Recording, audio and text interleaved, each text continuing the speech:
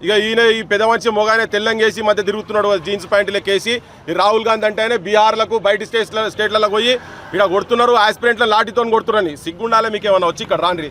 మీ ఆమె ఉన్నది కదా ఇక్కడ మీ కాంగ్రెస్ పార్టీ ఇన్ఛార్జ్ ఉన్నది కదా ఆడపిల్ల ఆడామనే కదా ఆమె కూడా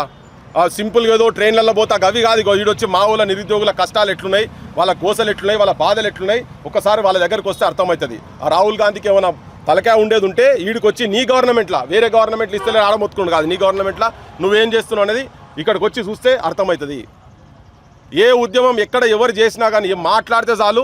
పోలీసుల పాలన అయిపోయింది ఇక నిన్న మొన్న చూసినాం కదా ఆత్మహత్యలు చదువుకున్నటువంటి వాళ్ళు టాప్ ఉన్నటువంటి వాళ్ళే ఆత్మహత్యలు జరుగుతున్నాయి తెలంగాణలో శవాలై ఊరేగుతున్నారమ్మా రైతన్నలు నడి సేన్లలో సమాధులైనరమ్మా కూలన్నలు అనే కాడికి పోయి తెలంగాణలో నిరుద్యోగులు విద్యార్థి యువకులు నడి సేన్లల్లా నడి రోడ్లల్లా ఇండ్లల్లా ఉరేసుకొని పొలాలల్లా సేన్లల్లా చెట్ల కాడ ఉరేసుకునే కాడికి వచ్చింది చదువుకొని అన్నీ ఉండి అంటే సర్టిఫికేట్లు ఉండి టాప్ ఉన్నటువంటి వాళ్ళు కూడా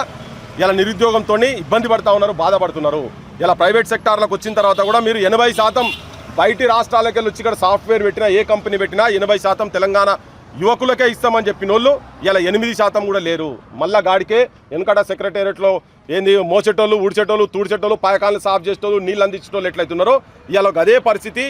ఇప్పుడు కూడా గదే పరిస్థితి ఉన్నది ఇక్కడ ఉన్న వాళ్ళకు ఉద్యోగాలు లేవు వస్తలేవు